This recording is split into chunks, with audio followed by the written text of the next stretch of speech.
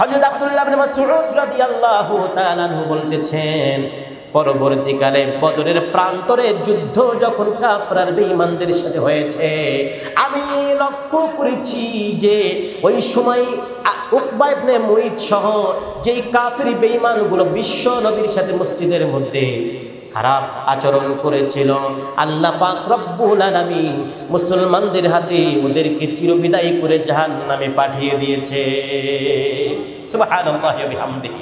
যে বিশ্বনবী সাল্লাল্লাহু আলাইহি ওয়াসাল্লাম যেমনি করে সঠিক পথ জাতির কাছে জানিয়ে দেওয়ার জন্য ওই জাতি বিশ্বনবীর সাথে খারাপ আচরণ করার কারণে এক সময়ে তাদেরকে লাঞ্ছিত আর অপমানিত হয়ে এই দুনিয়া থেকে চিরবিদায় নিয়ে জাহান্নামের দিকে চলে যেতে হয়েছে। সেই পথধারায় আপনিও যদি আজকে কোরআনের কথা বলেন, আপনি যদি আজকে সত্যের পথে চলেন, আর কোন বেঈমান কাফির মুশরিকরা যদি আপনার উপর অত্যাচার করে, কাল করবেন সময়ের ব্যবধানে ওদেরকেও আল্লাহ পাক রব্বুল আলামিন দুনিয়ার মধ্যে ল্যাংটা করে ছেড়ে দিবেন সময়ের ব্যবধানে। যেটা আজকের মানুষের দুনিয়াতে দেখেছে, দেখতেছে, কিয়ামত পর্যন্ত দেখবে। হাদিসের মধ্যে এসেছে যে এই অবস্থা যখন আমার হয়েছিল, এক পর্যায়ে আমি এত বেশি চিন্তাযুক্ত হয়ে পড়লাম, এক পর্যায়ে আমি চিন্তাই করলাম, ভাবলাম যেহেতু আমার কাছে বর্তমান দুনিয়াতে সব থেকে যাদেরকে আমি খুব বেশি অপছন্দ করি তারা হলো পাগল এবং কবি। পাগল যারা, কবি যারা, পাগল বলতে যারা সৃষ্টিগত দিক থেকে আল্লাহ পাকের পক্ষ থেকেই যাদের ব্রেনের সমস্যা আছে পাগল হয়ে যায়, এদের কথা বলা হয় নাই। জ্ঞান আছে, বিবেক আছে, বুদ্ধি আছে, তারপরও পাগলের মতো পাগলের প্রলাপ যারা ছড়ায় তাদেরকে এই অর্থে তিনি পাগল বলেছেন। তো এই পাগল যারা সমাজের মধ্যে, কবি যারা, আমি তাদেরকে মোটেই গ্রহণ করতে পারি না। নবীজি বলতেছেন, এখন আমার অবস্থা যা হয়েছে, আমার তো মনে হচ্ছে মাত্র কয়েকদিন পরেই আমার এই জাতি আমাকে পাগল বলবে। আমার মনে হচ্ছে আমার এই জাতি মাত্র কয়েকদিন পরেই আমাকে এরা কবিও বলবে, যদি আমি তাদের কাছে কোনো ভাষা ব্যক্ত করতে পারি। আল্লাহর নবী বলেন, এমনটা চিন্তা করি আমি এবার আর বাড়ি থাকতে পারলাম না, আমার ঘরে থাকতে পারলাম না, ঘর থেকে বের হয়ে গেলাম। ঘর থেকে বের হয়ে যাওয়ার পিছনে আমার উদ্দেশ্য ছিল আমি নির্জন একটা জায়গায় চলে যাব, এমনকি যদি আমি কোনো পাহাড়ের চূড়ায় উঠতে পারি, পাহাড়ের চূড়া থেকে এমন ভাবে লাফ দিব, লাফ দেওয়ার সাথে সাথে নিচে পড়ে যেন আমার জীবনটা চলে যায়। এই দুনিয়ার ভিতরে মানুষ যেন আমাকে আর পাগল বা কবি বলতে না পারে। আল্লাহর নবী বলেন, এমনটা চিন্তা করতে করতে আমি হাঁটতে শুরু করলাম। হাঁটতে হাঁটতে এক পর্যায়ে একটা পাহাড়ে ওঠা শুরু করলাম। পাহাড়ে উঠতে উঠতে মোটামুটি কিছু দূর যখন অগ্রসর হয়ে গেলাম, সাথেই সাথে আমার কানে যেন খবর এসে গেল। আমার কানে আওয়াজ ভেসে আসলো, কে যেন বলছে, মুহাম্মদ, হে মুহাম্মদ, এখন থেকে আপনি আল্লাহ পাকের পক্ষ থেকে নবী, আর আমি হলাম জিবরাইল। সুবহানাল্লাহ।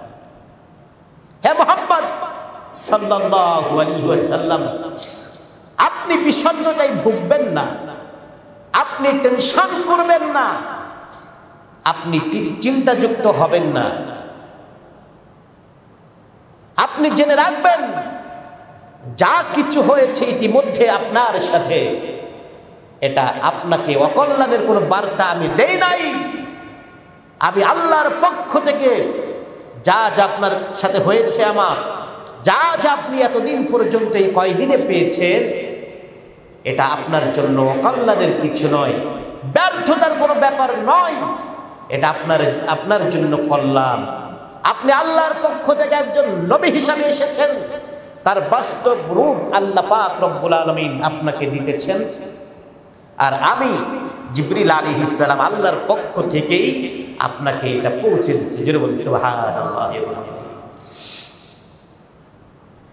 নবীজি বলতেছেন, এমনটা আওয়াজ যখন আমার কান পর্যন্ত পৌঁছে গেছে, সাথে সাথে আমি বড় অবাক হয়ে গেলাম। হায়রে, যে আওয়াজের কারণে, যেই ঘটনাগুলো ঘটার কারণে এই কয়দিন আমি বড় টেনশন যুক্ত ছিলাম, চিন্তাযুক্ত অবস্থায় সময় কাটাচ্ছিলাম, যেটাকে কেন্দ্র করে আমি এই পাহাড় পর্যন্ত চলে এলাম। ব্যাপার তো তাই ঘটতেছে। আল্লাহর নবী বলেন, এমন আওয়াজ শুনে আমি এবার আকাশের দিকে লক্ষ্য করলাম। আমি যখন ডান দিকে তাকাই, তখন যেন দেখতে পাই যে জিবরিল আমিনকে আমি হেরা গুহায় পেয়েছিলাম তার চেহারা।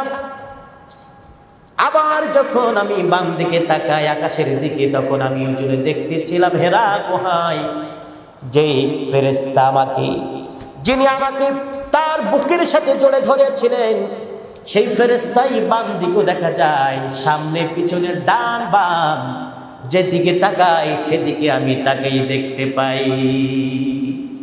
এমনটা দেখতে দেখতে দেখতে দেখতে এক পর্যায়ে আমি মাত্র কিছুক্ষণ আগে মরে যাওয়ার ব্যাপারে, নিজের জীবনটা শেষ করে দেওয়ার ব্যাপারে যে চিন্তাটুকু করতেছিলাম, আমি জিবরিল আলাইহিস সালামকে দেখি হঠাৎ করে আমার সেই মরে যাওয়ার চিন্তা দূর হয়ে গেল।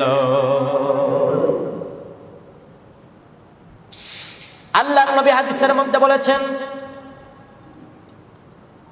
এমনটা যখন আমি চিন্তা ভাবনা আমার থেকে দূর হয়ে গেল, মরে যাওয়ার চিন্তা আমার হৃদয়ের মধ্যে যখন আর রইল না, আমি হঠাৎ করে ওই পাহাড় থেকে নিচের দিকে নেমে এলাম।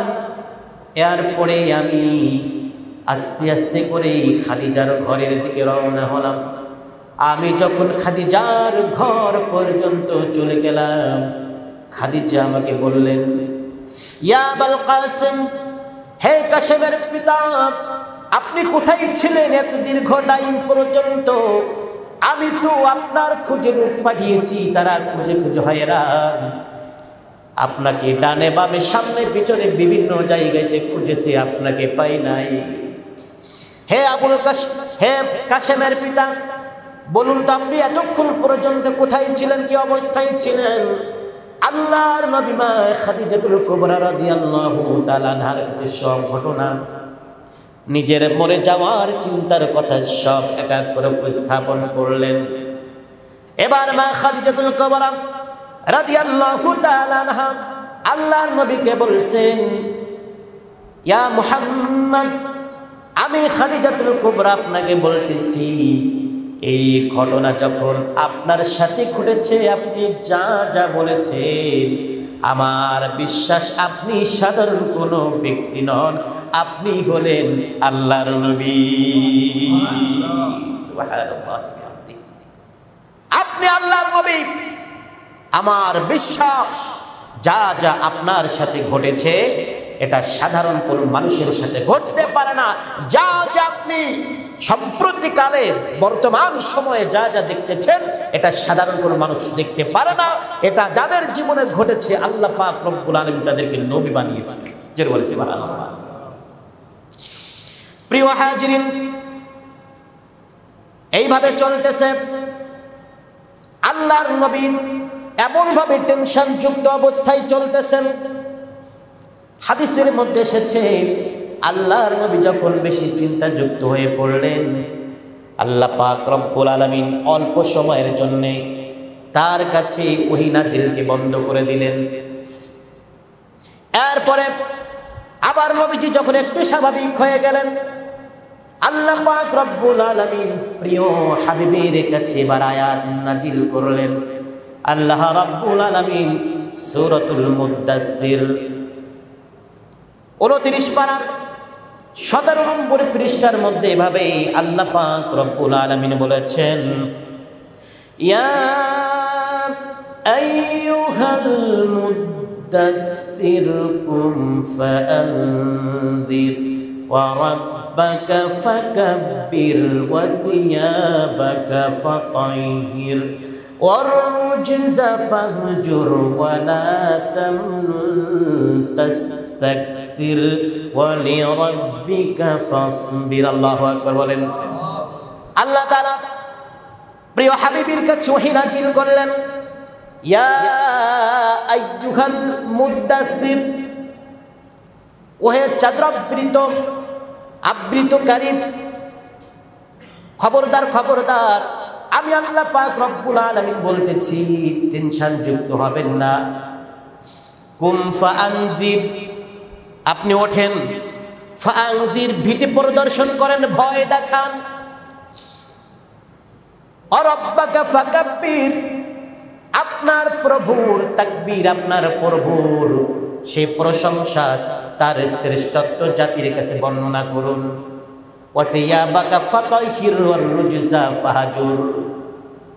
আপনার পোশাক পরিচ্ছদ পবিত্র রাখুন, খবরদার কোন অবস্থাতেই অপবিত্রতার কাছে আপনি যাবেন না। ওয়ালা তামনুন তাস্তাকসির ওয়ালিরাব্বিকা ফাসবির, কাউকে কিছু প্রদান করার পরে তার কাছ থেকে কিছু গ্রহণ করবেন না। কেহ যদি আপনাকে কিছু দেয় সেটা গ্রহণ করবেন না। কাউকে যদি আপনি কিছু দেন, খবরদার তার বিনিময় হিসাবে কিছু গ্রহণ করার জন্য আপনি চেষ্টা করবেন না। আর কি করবেন? ওয়ালা তামনুন তাস্তাকসির ওয়ালিরাব্বিকা ফাসবির, আর বেশি বেশি করে আপনি আপনার রবের উপর ধৈর্য ধারণ করবেন। তাফসীরের মধ্যে এসেছে, এই যে আয়াতগুলো নাজিল করা হয়েছে ওহীর মাধ্যমে বিশ্ব নবীর কাছে জানানো হয়েছে। ছোট্ট ছোট্ট আয়াত, কিন্তু আয়াতগুলো খুবই গুরুত্বপূর্ণ, কথাগুলো খুবই গুরুত্বপূর্ণ। আল্লাহ পাক রব্বুল আলামিন বললেন, কুম ফাআনযির, ওঠেন, আর ভয় পাওয়ার দরকার নাই, আর চিন্তা করবেন না হে নবী। ফাআনযির, আপনি ভয় দেখান। আপনার এই জাতি দীর্ঘ সময় নবী শূন্য থাকার কারণে, এই জাতির কাছে ওহী না আসার কারণে, রবের পক্ষ থেকে ভীতি প্রদর্শনকারী না থাকার কারণে এই জাতি বড় বিভ্রান্ত হয়ে গেছে, পথহারা হয়ে গেছি। আর দেরি করা যাবে না, আপনার এই জাতির কাছে এখন থেকে আপনি তাদেরকে জাহান্নামের ভয় দেখান, তাদের কাছে জান্নাতের কথা বলুন।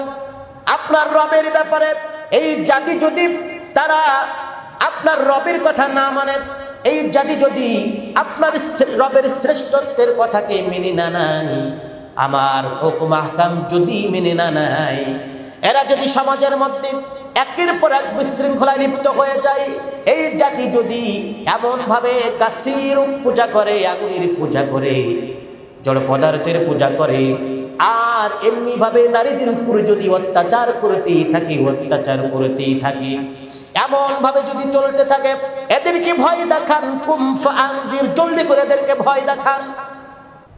এইভাবেই যদি চলতে থাকি, কিয়ামতের ময়দানে আমি আল্লাহ পাক রব্বুল আলামিনের কাছে উঠতে হবে। আমি আল্লাহ পাক রব্বুল আলামিনের কাছে যখন এরা উঠবে, এদের আমলনামা যদি খারাপ হয়ে যায়, অবশ্যই এরা সবাই জাহান্নামী হয়ে যাবে। ভয়, এই জাতিকে আপনি এদেরকে জানিয়ে দেন। রব্বাকা ফাকাব্বির, এই সমাজের ভিতরে, আপনার গোষ্ঠীর ভিতরে, আপনার এই জাতির ভিতরে, এই কুরাইশদের ভিতরে, এই কাফের বেঈমানদের ভিতরে, এরা এক একজন ব্যক্তি, এক একজন নেতা, সমাজের এক একজন ব্যক্তি একজন আরেকজনের চেয়ে বড়, আরেকজন আরেকজনের চেয়ে বড়, নিজেরা নিজেদেরকে শ্রেষ্ঠ মনে করে, নিজেরা নিজেদেরকে বড় মনে করে। সুতরাং এদেরকে পরিষ্কার করে জানিয়ে দেন, ধর্মের ব্যাপারে হোক, সামাজিকতার ব্যাপারে হোক, যেভাবেই হোক, বিশেষ করে ধর্মের ব্যাপারে এই সমস্ত মানুষ যদি নিজেরা নিজেদেরকে বড় মনে করে, এদেরকে জানিয়ে দেন এদের থেকে আরেকজন হলেন বড়, আরেকজন হলেন শ্রেষ্ঠ, তিনি হলেন আমি আল্লাহ। তাদের কাছে আমার শ্রেষ্ঠত্বের বর্ণনা বারবার করতে থাকুন। আমার কথা এই জাতিকে জানিয়ে দেন, ওরা যতই বাড়াবাড়ি করুক, ওরা ধর্মের ব্যাপারে যতই বাড়াবাড়ি করুক, যাই করুক না কেন, নিজেদেরকে যতই শ্রেষ্ঠ মনে করুক, তাদের উপরে আমার পরিপূর্ণ ক্ষমতা রয়েছে। আমি আল্লাহ পাক রব্বুল আলামিন হলাম তাদের থেকে আরো বড়। আমার শ্রেষ্ঠত্বই গোটা জাতির কাছে শ্রেষ্ঠ হিসাবে বিবেচিত হবে। সুতরাং এই কথাগুলো যখন জানিয়ে দিবেন, ওরাও শ্রেষ্ঠ হবে, ওরাও ঠিক হবে, ওরা সঠিক পথে তাদের জীবনটাকে পরিচালনা করবে।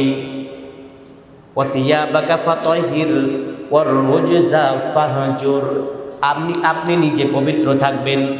এই পবিত্রতা শারীরিক দিক থেকে হতে পারে, এই পবিত্রতা ঈমানের দিক থেকে হতে পারে, এই পবিত্রতা পোশাক পরিচ্ছদের দিক থেকে হতে পারে। খবরদার খবরদার, নবী হে, আপনি পোশাক পরিচ্ছদের দিক থেকে অপবিত্র থাকবেন না, আপনি আপনার আমলের দিক থেকে অপবিত্র থাকবেন না, দূরে থাকবেন না, আপনার শারীরিক দিক থেকে আপনি অপবিত্র থাকবেন না।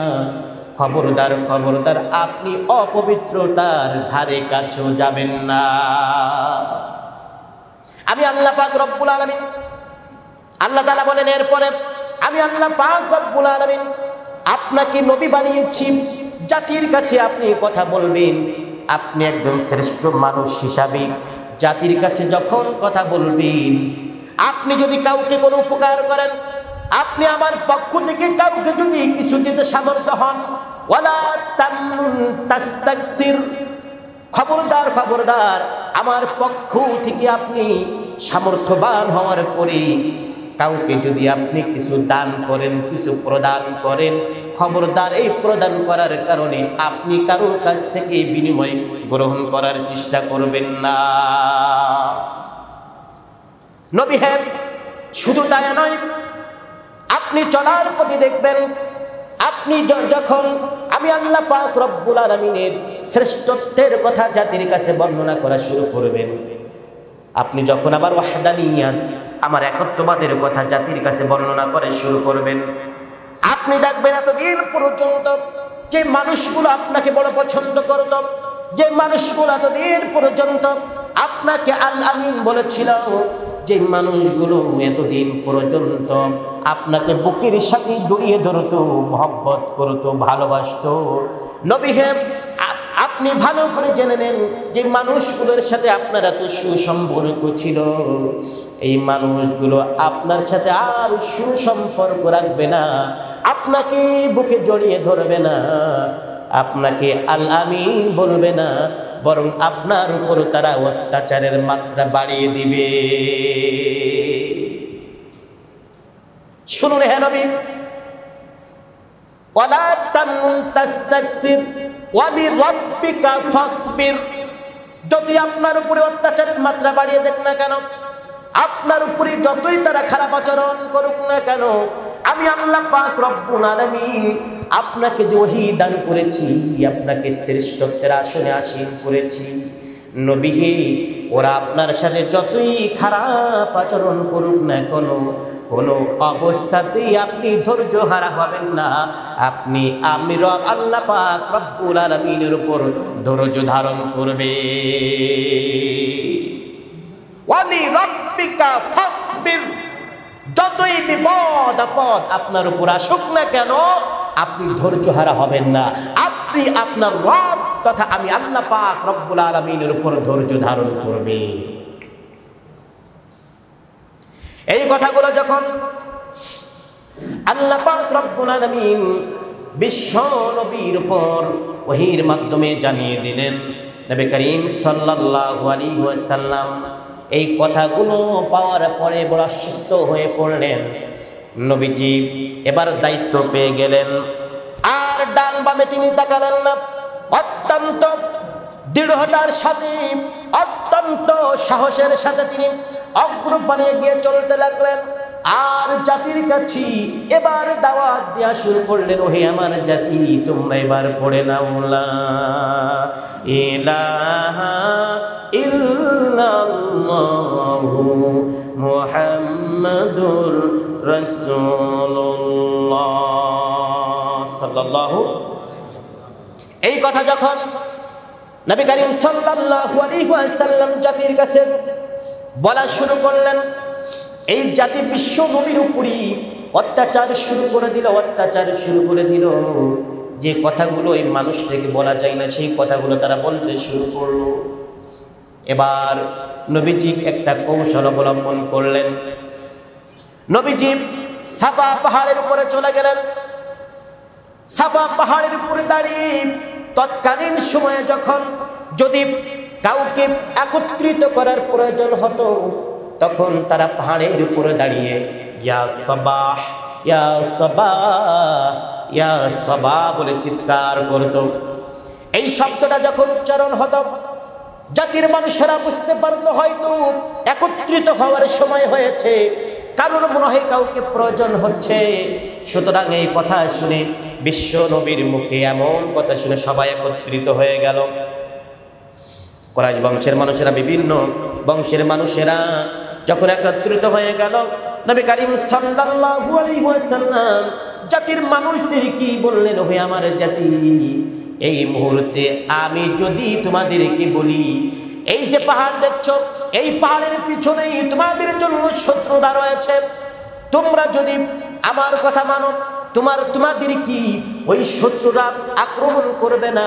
আর যদি আমার কথা শুনতে না পারো, অথবা স্বাভাবিকভাবে ওরা যদি বলে যে তোমাদের পিছনে, তোমাদের এই পাশে যে শত্রুরা রয়েছে, এই মুহূর্তে ওই শত্রুরা তোমাকে আক্রমণ করবে, তোমাদেরকে, তোমরা কি এটা মেনে নিবে নাকি?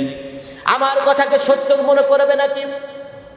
সকল গোত্রের সব মানুষগুলো একযোগে তারা বলতেছে, ইয়া মুহাম্মদ সাল্লাল্লাহু আলাইহি ওয়াসাল্লাম, অবশ্যই তোমার কথাকে আমরা মেনে নিব। তার কারণ হলো, এতদিন পর্যন্ত, আজ পর্যন্ত তুমি যতগুলো কথা বলেছ, তোমার কথার মধ্যে একটা কথাও আমরা মিথ্যা পাই নাই। সুবহানাল্লাহ। ইয়া মুহাম্মদ সাল্লাল্লাহু আলাইহি ওয়াসাল্লাম, তুমি যা যা বলেছো এতদিন পর্যন্ত সত্যিকারে তোমার কথার মধ্যে কোনো কিন্তু পাই নাই, তোমার কথার মধ্যে মিথ্যার কিছুই পাই নাই। সুতরাং এই মুহূর্তে তুমি যদি আমাদেরকে শত্রুর ব্যাপারে কোনো সংবাদ দাও, আমরা সেটাকে বিশ্বাস করে নিব। বিশ্বনবী সাল্লাল্লাহু আলাইহি ওয়াসাল্লাম যখন দেখলেন, হ্যাঁ তাই তো, এরা সত্যিকার আমার কথাকে বিশ্বাস করছে, তখন নবী করিম সাল্লাল্লাহু আলাইহি ওয়াসাল্লাম বললেন, শোনো ওহে আমার জাতি, তাই যদি হয়, এই মুহূর্তে আমি তোমাদেরকে বলছি, আমি মুহাম্মদ সাল্লাল্লাহু আলাইহি ওয়াসাল্লাম হলাম আল্লাহর পক্ষ থেকে প্রেরিত নবী। আমার কাছে বাণী জানানো হয়েছে, আমার কাছে ওহী নাযিল করা হয়েছে। আমি যে বাণী তোমাদের কাছে নিয়ে এসেছি, তোমরা যদি আমার কথাগুলোকে, আমার আনিত সেই বিধানকে তোমরা যদি মেনে নাও, সুপথ প্রাপ্ত হয়ে যাবে। আর যদি তোমরা আমার কথাগুলো মেনে না নাও, অবশ্যই অবশ্যই আমি তোমাদেরকে জাহান্নামের দুঃসংবাদ দিচ্ছি। এ কথা শুনে সকলে যার যার বাড়ির দিকে ফিরে গেল রাগ হয়ে। আবু লাহাব বলছে, ইয়া মুহাম্মদ সাল্লাল্লাহু আলাইহি ওয়াসাল্লাম, এতক্ষণ পর্যন্ত তুমি আমাদেরকে যা যা বলছো ভালো কথা বলো নাই, তুমি কি আমাদেরকে আমাদের গুরুত্বপূর্ণ সময় নষ্ট করে এই কথা বলার জন্যই কি আমাদেরকে একত্রিত করেছো? তোমার ধ্বংস, তাব্বান লাকা আলিহাযা জামাআতানা। মুহাম্মদ সাল্লাল্লাহু আলাইহি ওয়াসাল্লামের ধ্বংস কামনা করছে আবু লাহাব। বেঈমান কাফের মুশরিকরা বিশ্বনবীর ধ্বংস কামনা করেছে। আমরা মুসলমান হিসাবে একথা বিশ্বাস করি, আপনি সত্যের পথে জীবনটা পরিচালনা করার ক্ষেত্রে তামাম দুনিয়ার সকল বেঈমান কাফের মুশরিকরা যদি আপনার বিরুদ্ধাচরণ করে, আল্লাহ পাক যদি আপনার সফলতা চান, আল্লাহ পাক যদি আপনাকে ভালোবাসতে চান, তাম দুনিয়ার কোনো মানুষ আপনার ধ্বংস কামনা করলেও কোনো ক্ষতি হবে। আল্লাহ পাক রব্বুল আলামিনের কাছে আবু লাহাবের এই কথাটা পছন্দ হয় নাই। আল্লাহ পাক রব্বুল আলামিন জানালেন ওদেরকে, শোনো, তোমরা আমার মুহাম্মাদের ধ্বংস কামনা করেছো, প্রকৃত পক্ষে আমার মুহাম্মদ ধ্বংসপ্রাপ্ত নয়, বরং ও আবু লাহাব তুমি সহ তোমার জাতি ধ্বংসপ্রাপ্ত। আল্লাহ পাক রব্বুল আলামিন আয়াত নাজিল করলেন, তাব্বাত ইয়াদা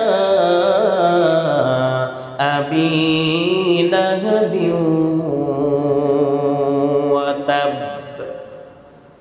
আল্লাহ পাক রব্বুল আলামিন আবু লাহাব তার দুই হাত সহ তার ধ্বংস কামনা করেছেন, তার জীবনের ধ্বংস কামনা করেছেন, তার ধ্বংস চেয়েছেন আল্লাহ পাক রব্বুল আলামিন। প্রিয় হাজিরিন, এইভাবে নবী করিম সাল্লাল্লাহু আলাইহি ওয়াসাল্লাম যখন কথাগুলো বলছেন, ওই জাতি বিশ্ব নবীর সাথে খারাপ আচরণ করেছে।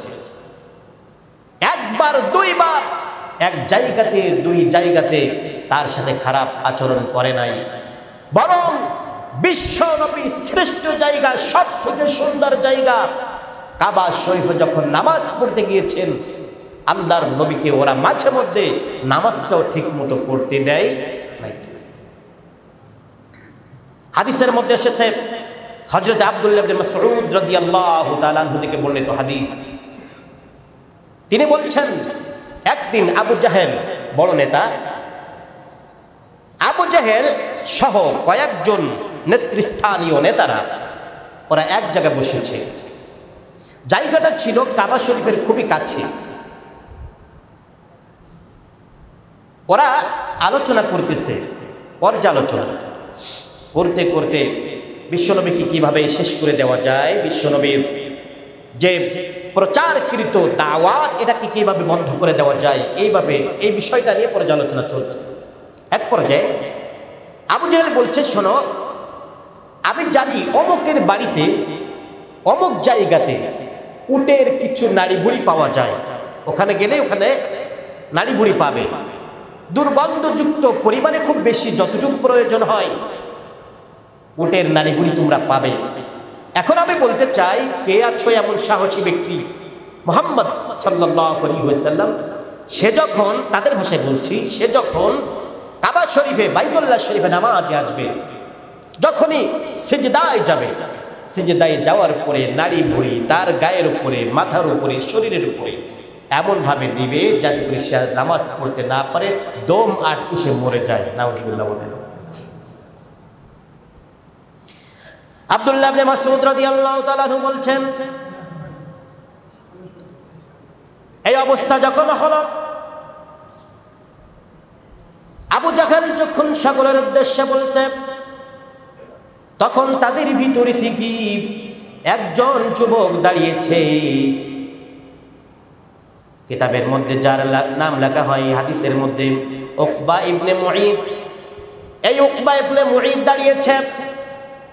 উকবা ইবনে মুঈদ দাঁড়িয়ে বলছে, যাবো না, আপনি যা বলেছেন এই কাজটা আমি নিজেই করতে পারবো, যথেষ্ট পরিমাণে পচা দুর্গন্ধযুক্ত নাড়ি বুড়ি আনতে পারবো, আর এইগুলো এনে আমি মুহাম্মদ যখন নামাজ আদায় করবে, মুহাম্মদ যখন নামাজ আদায় করবে তখন আমি তার সমস্যা করে দিব, তাকে নামাজ পড়তে দিব না।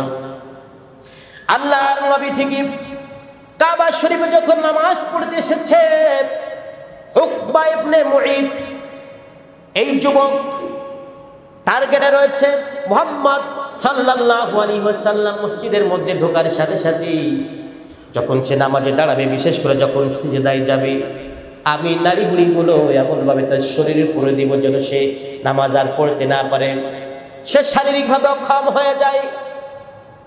হাদিসের মধ্যে এসেছে, আব্দুল্লাহ ইবনে মাসউদ রাদিয়াল্লাহু তাআলা বলতেছেন, আল্লাহর নবী ঠিক নামাজে দাঁড়িয়েছেন, রুকু করেছেন, এবার সিজদায় যখন গেল, উকবা ইবনে মুঈদ এত বেশি পরিমাণ দুর্গন্ধযুক্ত উটের নাড়ি বুড়িয়ে নেই আল্লাহর নবীর শরীর মোবারকের উপরে এমন ভাবে দিয়েছে, হাদিসের মধ্যে এসেছে আল্লাহর নবী যার ওজনের কারণে সিজদা থেকে মাথার উত্তোলন করতে পারেন নাই।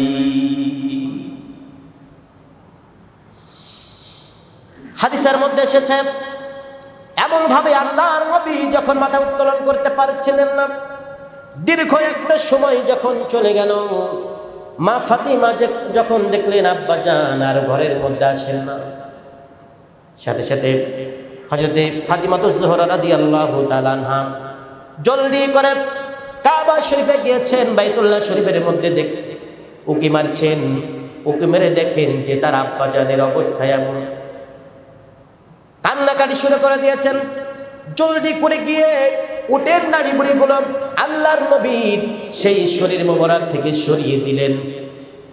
আর মা ফাতিমাতুজ জোহরা কান্না শুরু করেছেন আর বলতেছেন, আব্বা জান আর কত কষ্ট জাতির জন্য করবেন, যে জাতির জন্য আপনি এত কষ্ট করলেন, এত কাজ করেছেন, এই জাতি তো আপনাকে সম্মান করে না। আল্লাহর নবী সিজদা থেকে মাথা উত্তোলন করে আল্লাহ পাক রব্বুল আলামিনের কাছে প্রার্থনা করেছেন, আল্লাহুম্মা আলাইকা বিকুরাইশ, আল্লাহুম্মা আলাইকা বিকুরাইশ, আল্লাহুম্মা আলাইকা বিকুরাইশ। ইয়া রাব্বাল আলামিন, আল্লাহ আমি এই জাতির জন্য কি না করতেছি, আমার জীবনটা প্রায় শেষ করে দিচ্ছি, তারপরও এই জাতি যা আমার জন্য করেছে, আল্লাহ আল্লাহুম্মা আলাইকা বিকুরাইশ, এই কুরাইশদের ব্যাপারে আপনি রবের উপর আমি বিচার দিয়া দিলাম।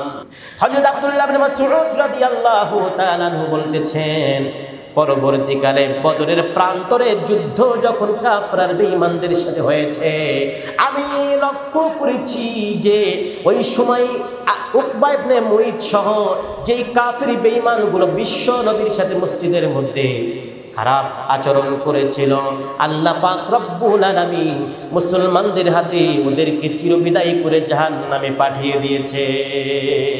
সুবহানাল্লাহি ওয়া বিহামদিহি।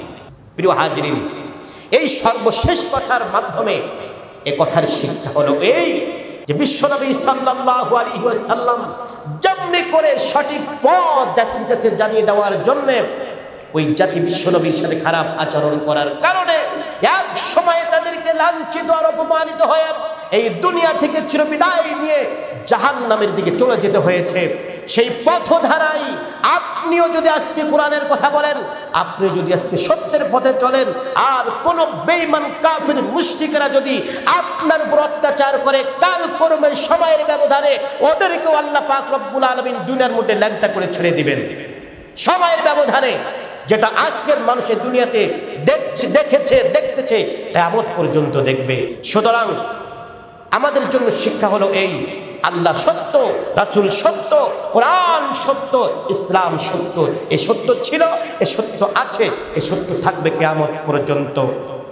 এই সত্য পথ নিয়ে আমাদেরকে চলতে হবে, এই সত্য পথ আমাদেরকে মেনে নিতে হবে। নবী করিম সাল্লাল্লাহু আলাইহি ওয়াসাল্লামের আদর্শকে আমাদেরকে মেনে নিতে হবে। আল্লাহ পাক রব্বুল আলামিনের কাছে সেই কামনা করছি, সে প্রার্থনা করছি, আল্লাহ রব্বুল আলামিন আমাদের সকলকে সেই তৌফিক দান করুন, আমিন।